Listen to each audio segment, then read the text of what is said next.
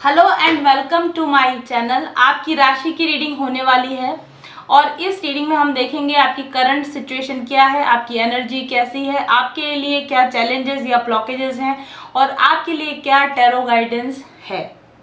साथ ही इस रीडिंग में मैं आपकी राशि के अकॉर्डिंग कौन से क्रिस्टल ब्रेसलेट आपको पहनने चाहिए उन क्रिस्टल ब्रेसलेट्स को भी लेकर आई हूँ और आप उस ब्रेसलेट को अपने लिए कस्टमाइज अपने कलाई के नाप के हिसाब से ऑर्डर भी कर सकते हैं। तो रीडिंग में मेरे साथ लास्ट तक बने रहिएगा। पहले मैं दिखाऊंगी कि आपके कार्ड्स आपके लिए क्या बोल रहे हैं और बाद में हम देखेंगे कि आपकी राशि को सूट करने वाले क्रिस्टल्स का ब्रेसलेट वो कैसा दिखता है। तो चलिए शुरू करते हैं आज की reading. So in this reading we are going to talk about Pisces people and let's check Pisces people यानी मीन राशि वाले लोगों के लिए, ठीक है, तो क्या निकल कर आता है। सन मून राइजिंग और वीनस से आप मीन राशि के हो तो आप ये रीडिंग देख सकते हैं, यानी कि आपकी शुक्र राशि, आपका लग्न, आपका बर्थ डेट से या आपके नाम के पहले अक्षर से चंद्र राशि से आप इस रीडिंग को देख सकते हैं। ये एक टाइमलेस रीडिंग है तो आप इसको कभी भी देखें, इसमें आपके लिए गाइडेंस हो सकती है। और रीडिंग के लास्ट में आपकी राशि से रिलेटेड जो ब्रेसलेट मैंने यहाँ रखा है मैं इसको भी आपसे इंट्रोड्यूस करवाऊंगी। तो चलिए Pisces people, let's start. Pisces people, आपके लिए जो कार्ड हमारे को मिला है वो है dreamer of pentacles card which is a page of pentacles card. बहुत ही डिफरेंट इसका आप देख सकते हो कैसा दिखाया गया है। देखिए इसके अंदर एक लेडी है, डिवाइन फेमिनाइन मे बी, और उसके साथ में हमको यहाँ पर एक वुल्फ नज़र आ रहा है, एक कैंसर नज़र आ रहा है यानी केकड़ा नज़र आ रहा है, उसमें एक चंद्रमा बना हुआ दिख रहा है, यहाँ पर एक मुर्गा बना हुआ दिख रहा है, कॉक। और ये जो है ना, जो आप देख सकते हैं ये की होल बना हुआ है और इस लेडी के हाथ इस की होल में से बाहर आ रहे हैं। क्या डिपिक्ट करता है ये कार्ड आपके लिए? पहली चीज़ तो जो मुझे बिल्कुल क्लियर कट यहाँ पे नज़र आ रही है, पाइसेस पीपल, अगर आप अपनी लाइफ में कुछ चेंज चाहते हैं, रियल चेंज चाहते हैं और जो चीज़ें आपको तकलीफ दे रही हैं, आप देखें जैसे ये कैंसर इस फॉक्स को बाइट कर रहा है, इसमें से ब्लड निकल रहा है, राइट। तो अगर आपकी लाइफ में इस वक्त आपको कोई चीज़ तकलीफ दे रही है, कोई चीज़ परेशान कर रही है, लेकिन साथ ही साथ कुछ न कुछ कॉल ऑफ अवेकनिंग भी आपको मिल रहा है, कुछ जाग जाओ इस तरह का संदेश, इस तरह के साइंस भी आपको मिल रहे हैं, तो इन कॉल्स को नज़रअंदाज नहीं करना है और इस पेन को भी अब और नहीं झेलना है और अपने कंफर्ट जोन में से आपको बाहर निकलना है। You are confined to a particular situation. आपने एक लिमिटिंग बिलीफ बना रखा है कि मैं इसके बाहर नहीं जा सकता, मैं इसके बाहर कुछ नहीं कर सकता, ये मेरे हाथ में नहीं है, ये मेरे कंट्रोल में नहीं है। लेकिन अगर आप रियल में इस सिचुएशन से बाहर निकलना चाहते हैं तो आपको अपने कंफर्ट जोन से बाहर निकलना होगा, आपको की होल ढूंढना होगा, बाहर निकलने का दरवाज़ा, बाहर निकलने की चाबी, बाहर निकलने का रास्ता जो कि आपके आंखों के सामने है। आप देखिए इस लेडी ने आंखें झुका रखी है, अगर ये आंखें उठाएगी तो इसको ये रास्ता नज़र आएगा, इसको ये की होल नज़र आएगा। तो आपको अपने कंफर्ट जोन में से बाहर निकलना है और इस पेन में से बाहर निकलने का रास्ता आपके बिल्कुल सामने है।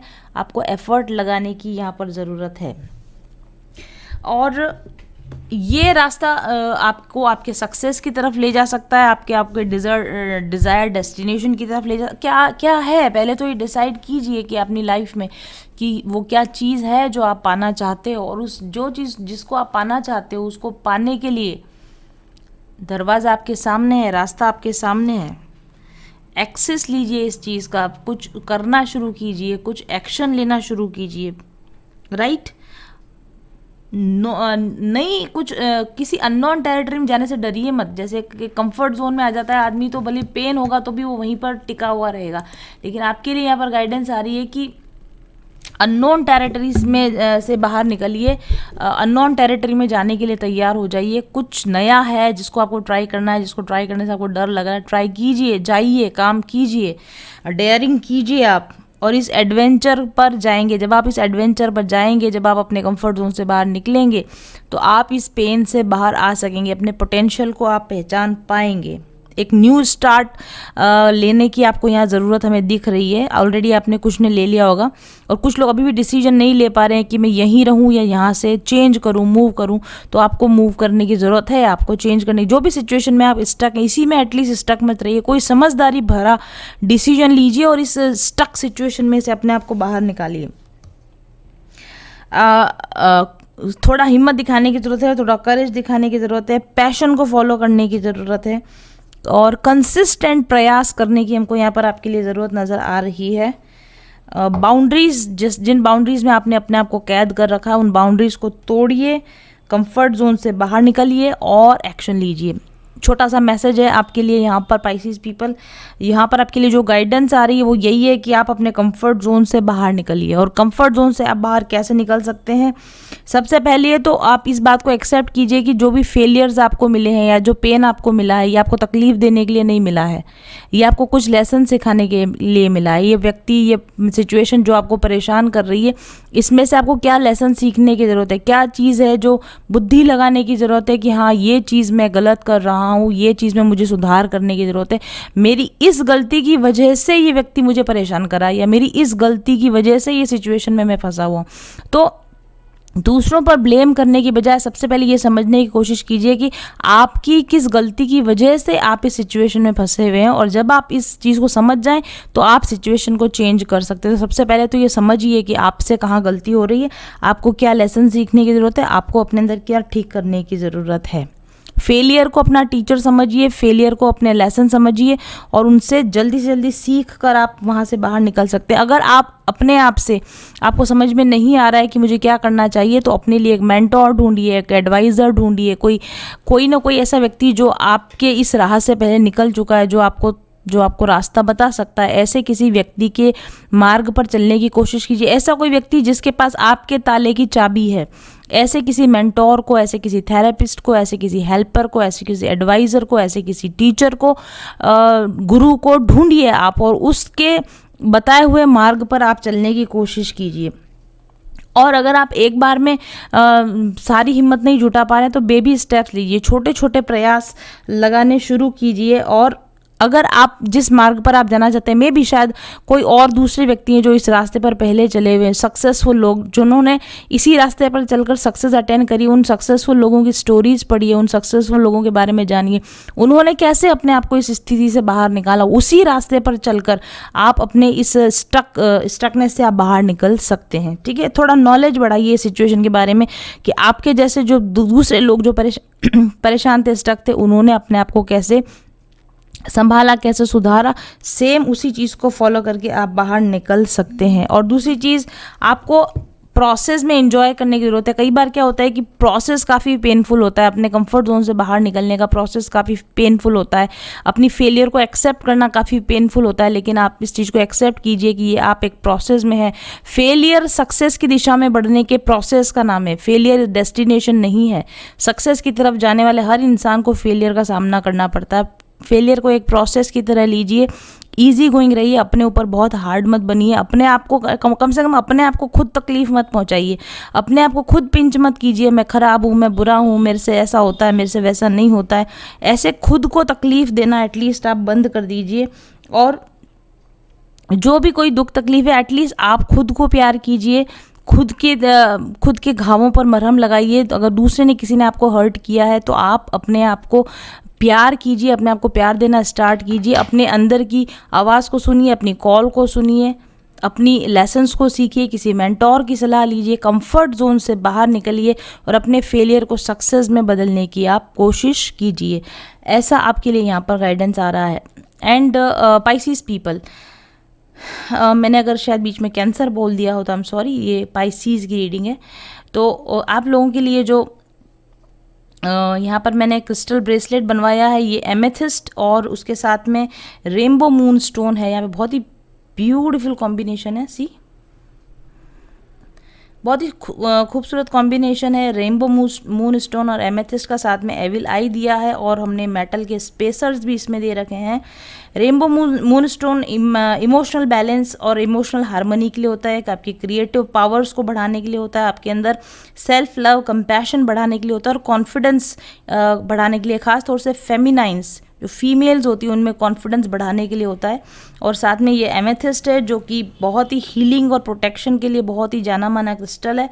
ये आपकी स्पिरिचुअल ग्रोथ के लिए, आपकी इंट्यूशन को बढ़ाने के लिए, आपकी थर्ड आई को जागृत करने के लिए, आपके अंदर डिसीजन पावर्स को बढ़ाने के लिए, आपके नर्वस सिस्टम को एक्टिवेट करने के लिए और आपको बीमारियों से बचाने के लिए काम आता है एमेथिस्ट। तो इस खूबसूरत ब्रेसलेट को आप अपने लिए ऑर्डर करके मंगवा सकते हैं पाइसिस पीपल, और अपने ड्रीमर ऑफ द पेंटिकल, अपने सपनों की दिशा में कदम बढ़ाइए, उड़ान भरिए। आपके अगर आपने कोई सपना देखा है तो उस सपने को पूरा करने का समय आ चुका है, आपके लिए दरवाज़ा खुल चुका है, रास्ता आपके सामने है। चाबी उठाइए, इस दरवाजे को खोल दीजिए और अपने सपनों को पूरा कीजिए।